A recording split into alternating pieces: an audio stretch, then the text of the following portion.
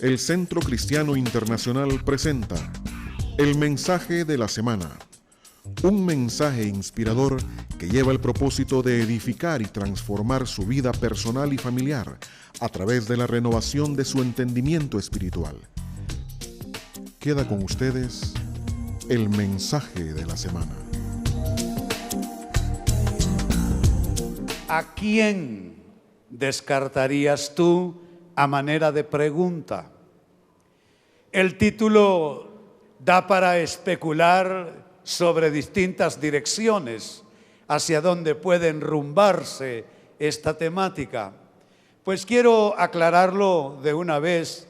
Quiero hablar acerca de códigos erróneos que tenemos. Códigos erróneos para juzgar eventos, situaciones, cosas que pasan, códigos erróneos para juzgar a personas y códigos erróneos para relacionarnos con los demás. He notado yo en la práctica que las personas que tienen códigos erróneos para observar su entorno y para relacionarse con su entorno, estos que tienen códigos erróneos terminan creando enredos, activando crisis, promoviendo conflictos, simplemente porque usan códigos erróneos para ver, para juzgar y para relacionarse. Con eso tiene que ver nuestro tema de hoy: ¿a quién descartarías tú? E inicio con este texto introductorio. Es el Evangelio de Lucas, capítulo 19, versículos 5 al 7. Lo leo para ustedes. Dice así: llegando al lugar, Jesús miró hacia arriba, y mira hacia arriba, es decir, hacia alguien que está subido en un árbol. Lo que sucede es que Jesús está pasando por el lugar. Mucha gente sale al encuentro porque Jesús es un personaje importante, notorio, famoso en aquellas tierras, en aquel momento geográfico, histórico y cultural. Pues sucede que una persona subió al árbol para poderle ver, y la razón que subió al árbol es que era alguien bajo de estatura. Pues bien, dice, llegando al lugar, Jesús miró hacia arriba y le dijo al hombre: Zaqueo, baja enseguida, tengo que quedarme hoy en tu casa.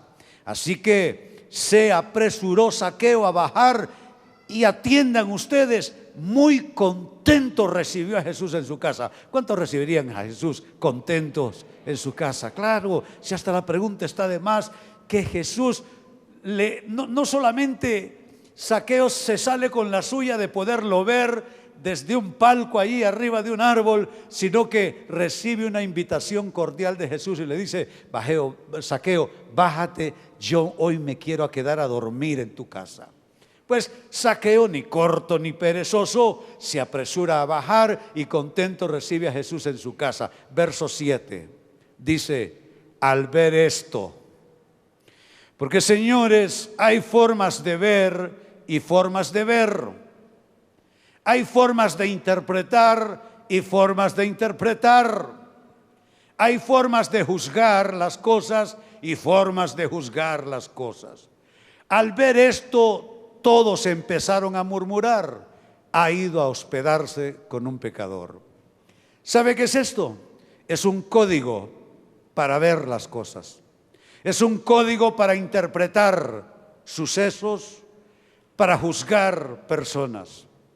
A ellos no les pareció, porque tenían catalogado a Zaqueo como un pecador, y no les cabía en la cabeza cómo Zaqueo podía ir a enfiestarse con un pecador. Cómo Jesús sí podía ir a enfiestarse con un pecador. Entonces nuestros códigos, noten, determinan un juicio, una opinión, un criterio.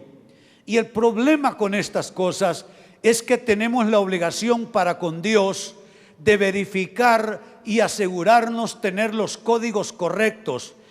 Códigos erróneos generan divorcios, códigos erróneos generan disputas, Códigos erróneos generan disensiones, códigos erróneos generan crisis, códigos erróneos generan rupturas, códigos erróneos generan guerras entre humanos. Tenemos la responsabilidad moral que Dios nos concede de asegurarnos de poder garantizar en lo mejor o en lo más que nos sea posible tener los códigos correctos a la hora de juzgar asuntos. Y pregunto, ¿a quién solemos descartar? Porque es nuestro tema. ¿A quién descartarías tú? ¿A quién solemos descartar? Pues por lo general descartamos a gente que consideramos inferior en algún sentido. En este caso de Zaqueo, la gente lo considera inferior porque lo considera un pecador. Pero esas consideraciones pueden ir en otros rumbos, en otros niveles, en otras situaciones. Puede considerarse a alguien inferior socialmente y descartarlo por considerarle socialmente inferior. Se le puede considerar a alguien económicamente inferior y segregarlo por considerarle inferior económicamente. Eso sabe dónde suele verse, en las escuelas más caras, donde el apellido pesa y donde el lugar de procedencia, es decir, de residencia del chico, quiénes son sus padres, a veces pesa. No estoy juzgándolas a todas, por supuesto. Digo, pasa en algunos casos. De pronto no es la actitud de la escuela, sino de los chicos en el aula, o hasta del maestro, quién sabe. Así es que por las razones que sean, a veces descartamos a quien consideramos inferior en algún sentido según nuestro código para juzgar. También solemos descartar a aquellos hacia quienes tenemos prejuicios. Los prejuicios, ¿cuánto daño le hacen a la humanidad? Prejuzgar es ver sin conocer y tener una conclusión sin conocer a fondo. Entonces, un prejuicio es una acción, un efecto de prejuzgar. Un prejuicio es una opinión tenaz, previa, es decir, muy a priori, y por lo general tiene una connotación negativa. Los prejuicios por lo general son negativos, no son positivos. Así es que desarrollamos prejuicios, desarrollamos criterios sin tener todos los elementos necesarios y suficientes y decimos esto es así, así, así, o esta persona es así, así, así. Prejuicios. En tercer lugar, solemos descartar a las personas con quienes estamos resentidos. El resentimiento hace descartar. Cuando alguien te ha hecho daño, cuando te sientes herido por alguien, cuando alguien hizo algo injusto contra ti, cuando alguien cometió una injusticia, te hizo un mal, te sientes dolido, te sientes resentido y descartas a esa persona. La descartas porque te produce dolor. Como vemos, los motivos para descartar a alguien pueden ser tan diversos: creer a alguien inferior, tener prejuicios en contra de alguien, estar herido por alguien, entonces quererlo tener lo más lejos posible y descartarlo de tu vida por eso. Son razones por las cuales solemos descartar. Y hay más. También solemos descartar a quienes censuramos por sus conductas. Todos de alguna manera tenemos un mecanismo interior que se llama conciencia.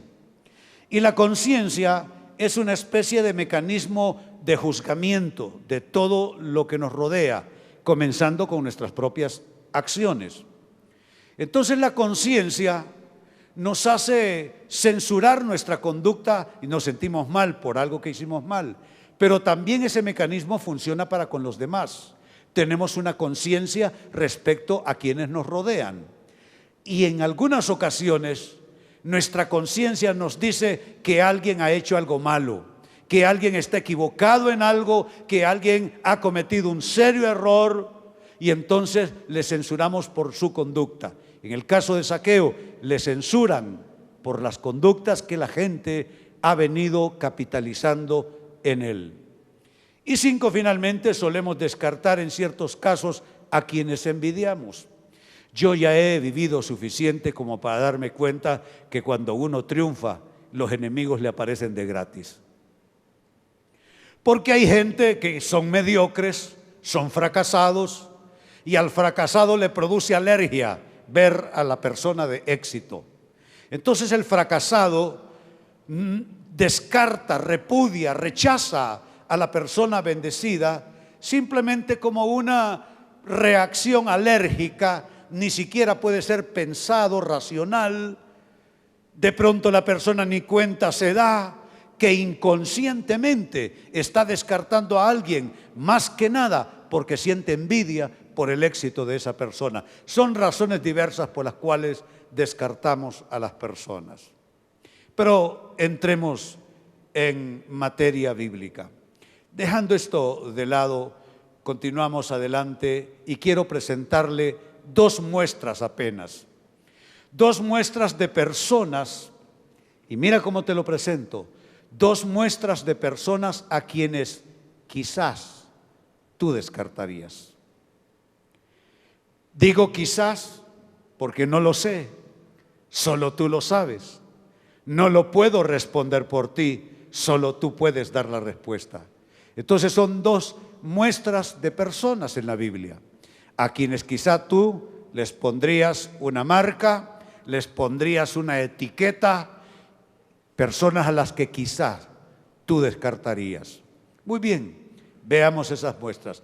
La primera de ellas se trata de Rahab, la prostituta. Rahab es una prostituta de oficio, es decir, no es una prostituta ocasional, es una prostituta de oficio. Y sucede lo siguiente en relación a su persona. Nos dice el texto bíblico lo siguiente. En el libro de Josué, capítulo 2, versículo 1, dice que Josué, hijo de Nun, que como ustedes sabrán fue el sucesor de Moisés en el liderato del pueblo de Israel, Josué, hijo de Nun, envió secretamente desde Sitín a 2 espías con la siguiente orden: vayan a explorar la tierra, especialmente Jericó, que representaba un lugar quizá difícil de vencer y de conquistar, especialmente Jericó. Y cuando los espías llegaron a Jericó, se hospedaron en la casa de una prostituta llamada Rahab. La prostituta vivía en los muros de la ciudad. ¿Han visto ustedes esas favelas brasileras? Que la gente están como las casas como pegadas en los cerros y van haciendo apenas pequeños senderos por donde la gente vive. Bueno, era una cosa semejante. Gente vivía prácticamente construyendo los muros de la ciudad. Y en una de esas casas vivía la prostituta Rahab. Yo te pregunto, ¿qué harías tú? ¿Te hospedarías con una persona así? ¿La descartarías dada su condición de ser una trabajadora del sexo? ¿Qué harías? Pues complementemos esta escritura bajo la pregunta que he dejado en el aire y recibamos la respuesta con otro texto del libro sagrado. Allá en Santiago, casi al final de la Biblia, el primer texto se encuentra entre los primeros libros de la Biblia. Este es entre los últimos libros de la Biblia. Se habla lo que piensa o lo que dice el autor Santiago acerca de Rahab. Dice así, Santiago 2 y verso 25. De igual manera, no fue declarada justa escuchen bien y miren que está destacado para ustedes en pantalla. No fue declarada justa por las obras aún la prostituta Rahab cuando hospedó a los espías y les ayudó a huir por otro camino. Una prostituta que como es un ser humano igual que otro, no es menos humana que el resto de las mujeres. ¿Quién sabe qué razones pueden llevar a una persona a ejercer la prostitución? Pueden ser razones que nos partan el alma. Puede ser que lo aprendió de mamá que llegó a esa condición. Puede ser que fue una marginada socialmente. ¿Y qué hacen con una chica bonita, pobre, que no tiene quien la proteja? Fácilmente cae en manos de gente mala.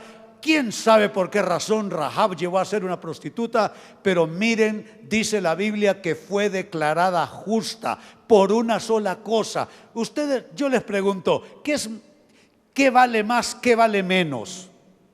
¿Dedicarse a la prostitución o recibir y hospedar a unos señores por una noche en casa? Y quizá ponerles de cenar. Parece que no hay comparación entre una cosa y la otra. No hay comparación entre ese oficio, esa actividad y el hecho simple, sencillo de recibir a unos extraños en su casa. Y por eso fue declarada justa. Y mire qué más dice este otro texto bíblico en esta primera muestra.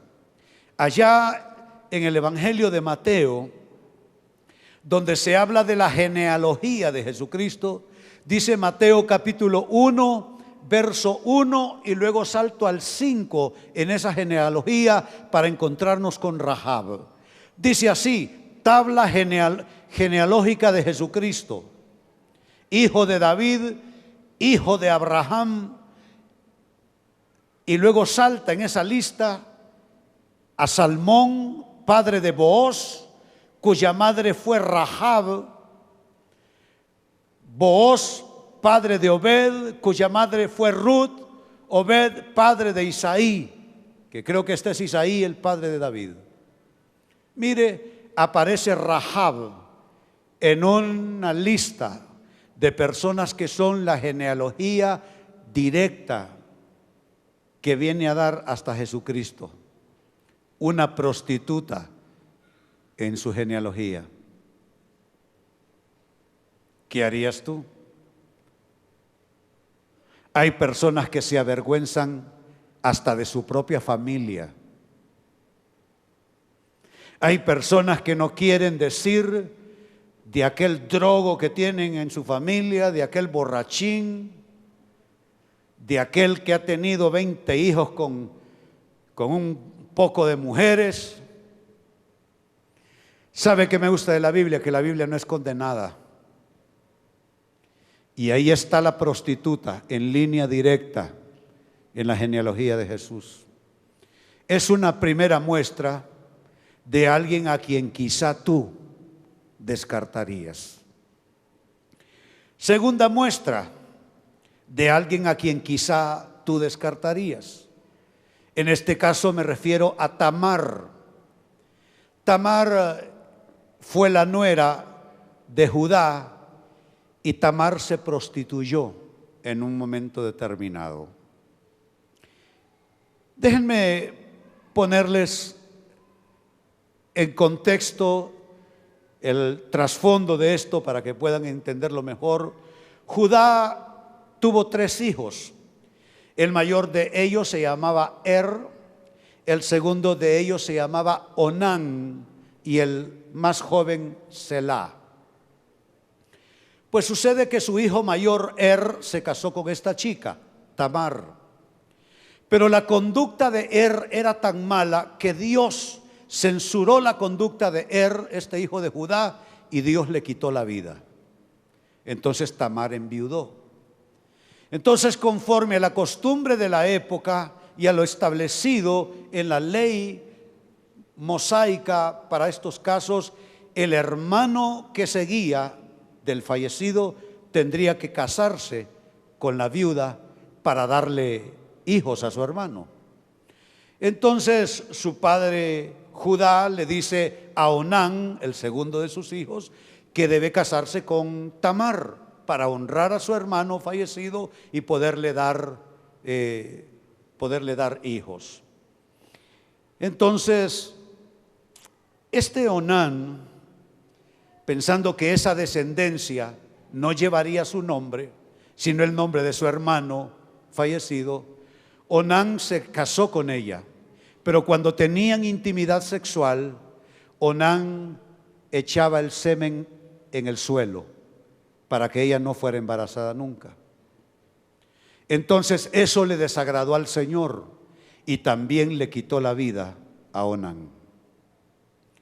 Entonces a Judá solo le quedó el más pequeño de ellos, Selá, y se lo prometió, le dijo a Tamar: cuando el jovencito esté un poquitito más grande y ya esté en edad, te lo voy a dar por esposo para que entonces le dé descendencia a sus hermanos fallecidos.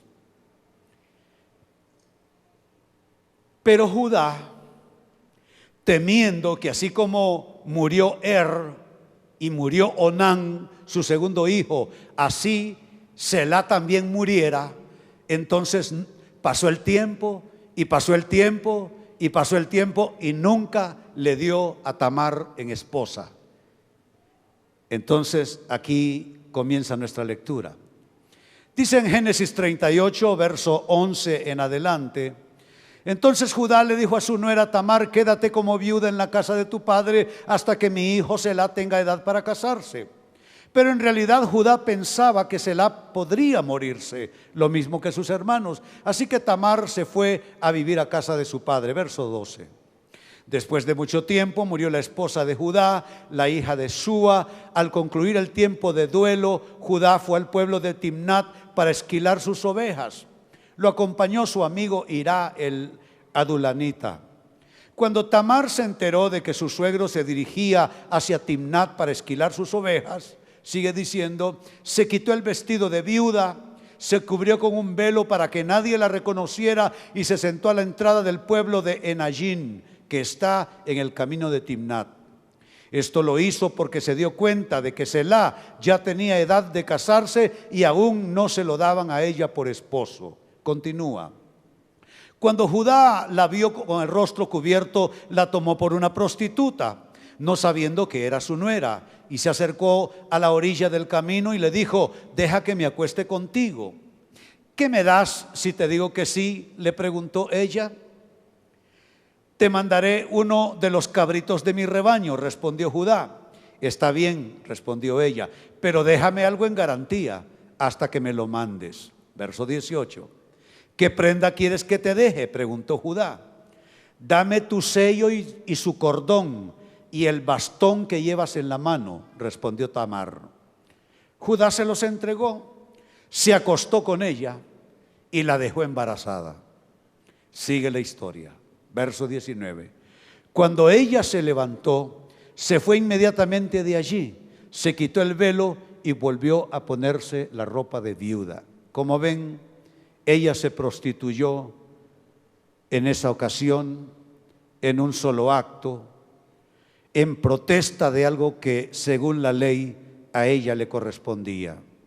Ahora, cortemos otro trozo de historia en relación a esto, y unos versos más adelante dice, siempre en el capítulo 38, verso 24 al 26, como 3 meses después le informaron a Judá lo siguiente: tu nuera Tamar se ha prostituido, porque nunca falta, ¿verdad?, quien le venga con las cosas malas de uno a los demás. Mire que hay gente que una cosa buena no la cuentan, ¿sí? Pero que vean una sola cosa mala y salen corriendo a contarle a cuanta gente puedan contarle. ¿Sabe por qué yo odio las redes sociales? Por esa razón. Porque las redes sociales son el medio para que no solamente la gente comparta sus alegrías, sus cosas buenas, sino para dedicarse al chisme, al dime que te diré, a llevar y correr noticias, opiniones, criterios mal fundados, prejuicios. Por eso odio las redes sociales. Y las utilizo muy poco. Una persona me dijo esta mañana al entrar aquí, pastor, le mandé algo por Facebook. Dije yo, oh my God, le agradecí, pero no, yo nunca entro a esas cosas. Nunca entro a esas cosas. Y miren, se van a acordar de mí Se van a acordar de mí, aunque yo ya esté enterrado, el terrible daño que las redes sociales le van a hacer a la humanidad. Se van a acordar de mí. No sé si fue en uno de los últimos números de La Razón que hablamos de eso, o es un número que está por venir, porque les recuerdo que ahora en agosto somos 2 veces al mes en publicación. Pues le fueron con el cuento: tu nuera Tamar se ha prostituido, y como resultado de sus andanzas, Dios mío. Que hay gente que se atreve a calificar las conductas. Como resultado de sus andanzas ha quedado embarazada. Sáquenla y quémenla, exclamó Judá. Yo me imagino que lo primero que pensó en sus hijos muertos, en su primogénito, fallecido, primer esposo de Tamar, en Onán, su segundo hijo, ya fallecido, segundo esposo de Tamar. Se sintió agraviado, se sintió ofendido. Sáquenla y quémenla, exclamó Judá. Dicen los versos siguientes: pero cuando la estaban sacando, ella mandó este mensaje a su suegro: el dueño de estas prendas fue quien me embarazó. A ver si reconoce usted de quién son este sello, el cordón del sello y este bastón. Y el verso 26, que hay gente que puede cometer errores y rectificar en el camino. Judá los reconoció y declaró su conducta, refiriéndose a su nuera que se había prostituido: su conducta es más justa que la mía, pues yo no la di por esposa a mi hijo Selá, y no volvió a acostarse con ella. Podemos cometer errores de juicio, podemos cometer errores de opinión, pero ¿sabe qué hacen muchas personas? Como el gato, ensucian y un poquito de tierrita encima. Yo creo que nadie está exento de cometer errores de apreciación. Yo mismo puedo pensar en diversas ocasiones, recientes incluso, donde una apreciación equivocada me hizo expresar una opinión errónea también. Así nos pasa. Pero ¿qué debemos hacer? ¿Esconderlo? ¿Evadirlo? ¿Tratar de justificarlo? Debemos de seguir este ejemplo. Reconocer cuando nuestros juicios son erróneos.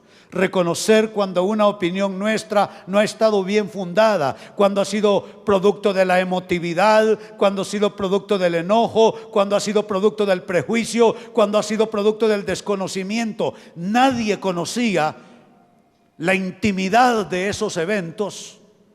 Nadie conocía lo que había en el trastelón, en las circunstancias de una mujer que no quería quedarse viuda el resto de su vida, y que la ley la respaldaba en que el hermano de su esposo fallecido tendría que casarse con ella para darle hijos.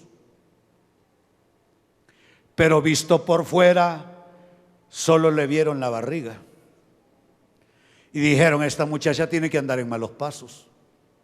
Yo te voy a decir una cosa: ten cuidado con lo que ves superficialmente, porque tú no sabes qué hay en el fondo de las cosas que pasan. Tú no sabes qué hay en el fondo de la vida de las personas. Como dicen, rostros vemos, corazones no sabemos. Entonces, esa es la segunda muestra. ¿La descartarías tú? A ella mucha gente la descartó en ese momento. Pero volvamos a la tabla genealógica de Jesucristo, ahí en el Evangelio de Mateo. En Mateo capítulo 1, verso 1, me salto al 3, donde aparece Tamar. Tabla genealógica de Jesucristo, hijo de David, hijo de Abraham. Luego pasa al verso 3, Judá, padre de Fares y de Sera, cuya madre fue Tamar. Y luego sigue la lista genealógica. ¿Pondrías a Tamar se acostó con su suegro, se disfrazó de prostituta, ¿la pondrías tú o la esconderías? ¿Esconderías a una prostituta si estuviera en tu árbol familiar? ¿A quién descartarías tú? La pregunta queda en el aire, porque yo no puedo responderla por nadie excepto por mí mismo. Ahora, cerremos con esto. Concluyo con esto. ¿Qué dice Dios de esa gente? Gente descartable. ¿Qué dice Dios? Me interesa esa pregunta porque yo fui descartable en una época de mi vida. Cuando comencé a predicar, decían, pero ese tipo solo es un hippie. Ese tipo es onda, la de él, de predicar. Me lo decían hace 40 años y la onda no se me ha salido todavía. ¿Sí? Un tipo dijo, ese tipo, él mismo cuenta que ha sido un drogadicto. So what? Ahí no está Tamar, pues. No voy a estar yo entonces. Allí no está Rahab, entonces ¿por qué no voy a estar yo? ¿Qué dice Dios de esa gente descartable? Esas personas a las cuales tú le has puesto una marca, le has puesto una etiqueta por la razón que sea. ¿Qué dice Dios de la gente descartable? Dice lo siguiente, libro de Hechos. Es el primer libro después de los evangelios. El libro de Hechos de los Apóstoles, capítulo 11, verso 9 y primera parte del verso 10 dice así: por segunda vez insistió la voz del cielo, lo que Dios ha purificado, tú no lo llames impuro. Déjenme ponerlos en contexto. Se trata de Pedro, el apóstol. Estaba en la ciudad de Jope y estaba orando. Y de pronto le sobrevino un éxtasis. Y en medio de ese éxtasis tuvo una gran visión. Y la visión que él tuvo es como una especie de sábana que bajaba del cielo, sostenida por las 4 puntas, por los 4 extremos. Y en la sábana venían toda suerte de animales, cuadrúpedos, fieras, aves, reptiles. Y entonces le dice la voz del cielo: Pedro, levántate, mata y come. Y Pedro le dice: no, Señor, en ninguna manera, nunca en mi boca ha entrado animal inmundo, porque ustedes saben, en la ley mosaica habían animales que no se podían comer, por lo general animales de pezuña hendida y otra serie de animales que no se podían comer. Creo que el más cercano a nuestra cultura alimenticia o alimentaria es el cerdo, que era uno de los que ellos no comían. De hecho, en Asia, en muchos países así, no comen cerdo, pero en algunos de esos países sí comen perro. Entonces, yo digo, ¿cómo no se pueden comer un cerdo? Se pueden comer un perro, pero bueno. Entonces Pedro dijo un rotundo no. Por segunda vez la voz insistió, diciéndole: lo que Dios ha purificado, no lo llames tú impuro. Y dice el verso 10 en la primera parte que eso sucedió 3 veces. Ahora, déjame aclararte. La visión no tiene que ver con animales impuros para comer, tiene que ver con gente. Y esa visión tiene que ver con que los judíos, que son los primeros cristianos, comienzan ya los primeros movimientos de que gentiles, gentes de otras nacionalidades, de otras razas, gentes que no son judíos, comienzan a reconocer al Cristo como el Salvador. Y entonces Pedro está a punto que lo lleven a un lugar, a una casa de un hombre que se llama Cornelio. que es gentil, que no es judío, que es de los primeros creyentes no judíos. Entonces, esta visión que le sobreviene en éxtasis, esta exhortación de lo que Dios ha purificado, tú no lo llames impuro, se refiere a personas. Déjeme decirle qué me dijeron que apareció en el Facebook. No me dijeron quién lo puso, pero sí me dijeron el contenido. No me consta, no lo leí, solo me contó alguien cuya palabra es respetada por mí. Me dijo que alguien llamó hereje al predicador Myles Munroe, que estuvo aquí en esta iglesia como invitado hace algunas semanas. Yo digo que tú puedes disentir porque tú tienes una conciencia teológica. Tú puedes disentir. Tú puedes tener una orientación teológica. Es que no es que tienes derecho, es que tienes una responsabilidad de tener una conciencia teológica. Porque si no tienes conciencia teológica, te vas a beber todo lo que te digan, te vas a comer todo lo que te pongan. Entonces, claro, tienes que pasarlo por ese tamiz que se llama lo que yo creo. Todos tenemos un lo que yo creo. Y es una obligación moral pasar todo lo que oímos por ese tamiz de lo que yo creo. Ese es no un derecho, es una responsabilidad más bien. Pero, como digo, tú puedes disentir, pero yo digo, ¿por qué llamarlo impuro? ¿Por qué simplemente no disentir? Y decir, no me pareció bien esto, conforme a como yo entiendo la Biblia. Tú tienes esa obligación. Pero ¿por qué llamarlo impuro? ¿Por qué llamarlo hereje? Entonces, noten, y yo me he quedado con esa carga, porque yo quiero que nosotros crezcamos, que maduremos, que sí tengamos criterios, porque entonces no estamos en nada, pero que nosotros aprendamos a, como dijo San Pablo, examinadlo todo y retened lo bueno. Mire cómo es el consejo de Pablo: examinadlo todo y retened lo bueno. No dice vomita lo malo. Bien pudo haber dicho examinadlo todo y tirad a la basura lo malo. No, él dijo retened lo bueno, porque lo demás no importa. Tú te quedas con lo bueno. Lo demás será cosa de Dios. Con ese Myles Munroe, o sea, la primera vez que lo vi en mi vida, no creo que lo voy a volver a ver otra vez. Entonces no es justo, digo yo. Eso es cosa de Dios con él. Es cosa de su teología. Yo sé lo que yo creo. Entonces, es una respuesta lo que dice Dios de la gente que nosotros llamamos descartable. Para Pedro, los gentiles eran cosa inmunda. O sea, jamás un judío se iba a juntar con un gentil para una cosa religiosa, para una cosa sagrada, para una cosa espiritual.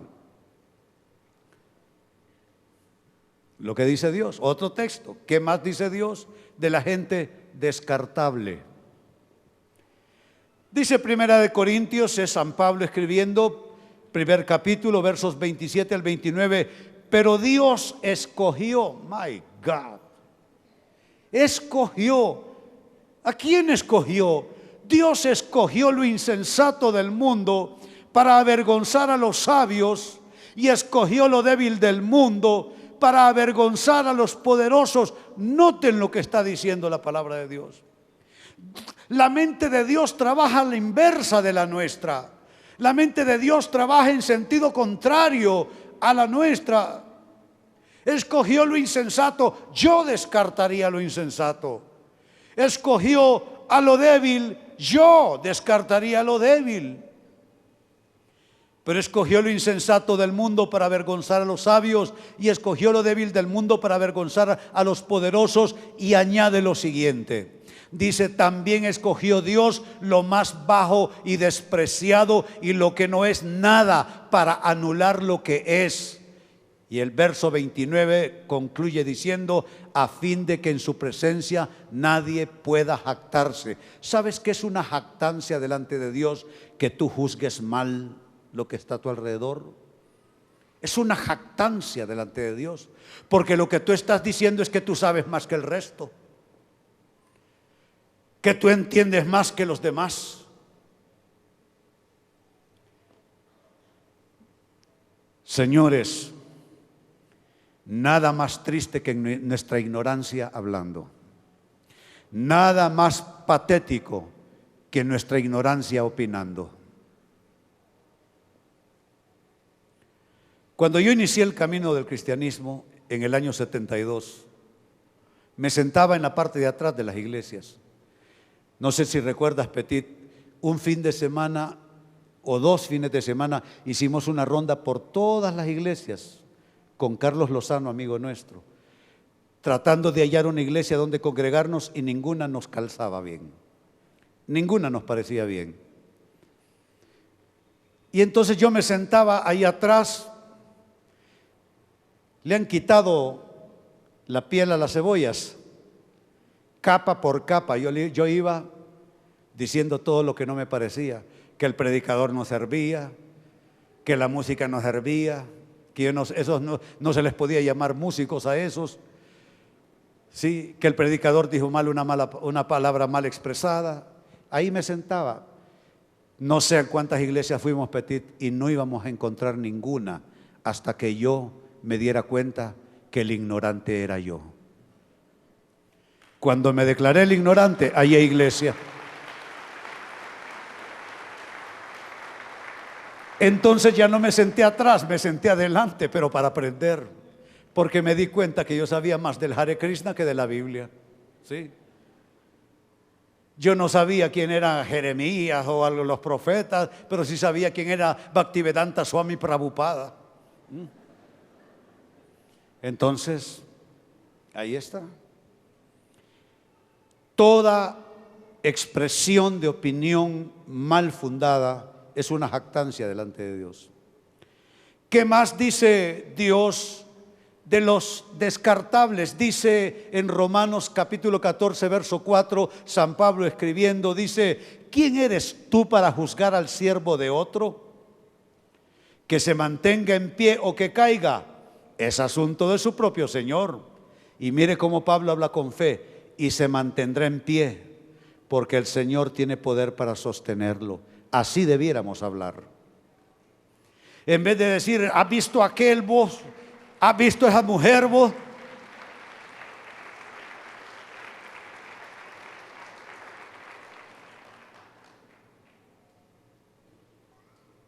Mire, aún entre nosotros, pueblo cristiano, tenemos que aprender. Aquí está con nosotros, creo, yo de lejos no veo bien, puede ser que me equivoque, me parece que está el licenciado Machado, de director ejecutivo de la Confraternidad Evangélica de Honduras. Licenciado Machado, yo me imagino que lidiar con el pueblo cristiano debe ser difícil, porque como dice mi buen amigo Evelio Reyes, se dice que cada cabeza es un mundo, y cuando se trata de cristianos, cada cabeza es una Biblia, ¿sí? Y yo estoy de acuerdo con Evelio Reyes en eso, porque cuesta quedar bien con la gente. Entonces, mire, dice: si se cae o si está en pie, deja que sea asunto de Dios, y se mantendrá en pie, dice Pablo, porque el Señor tiene poder para sostenerlo. Mira, cuando tú veas algo que no te parece, piensa en términos de fe, piensa en términos de redención, piensa en términos de sanación, piensa en términos de restauración. No acabes de hacer leña de árbol caído. No le hagas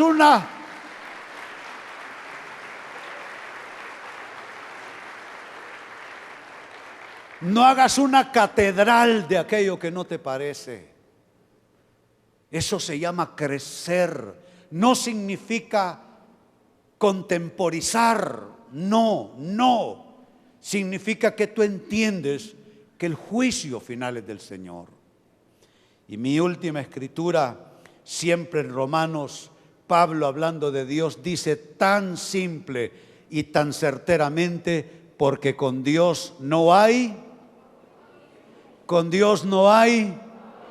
favoritismo. Pero tú dirás, bueno, pero ese es Dios. Ah, sí. Mira la última escritura. Santiago capítulo 2, verso 1. Dice Santiago, hermanos míos, la fe que tienen en nuestro glorioso Señor Jesucristo no debe dar lugar a favoritismos. La Reina Valera dice acepción de personas. Acepción de personas es que acepto a unos. Y cuando acepto a unos, implícitamente la figura idiomática dice aceptar a uno tiene la implicación tácita de rechazar a otros. Cuando tú vas a una tienda y seleccionas entre varias camisas, dices tú quiero este color. Tácitamente descartaste a las otras. Entonces tú no puedes venir a engañarte con tus criterios, tu forma de pensar. Tú necesitas aprender los procesos de descartar cómo se hacen en el Señor.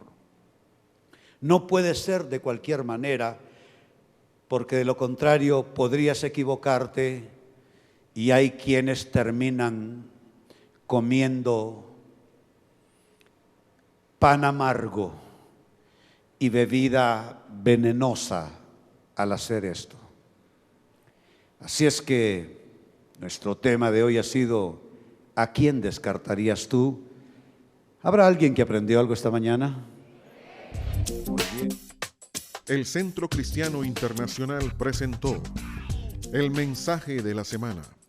Le esperamos el próximo domingo a esta misma hora. Continúe con nosotros.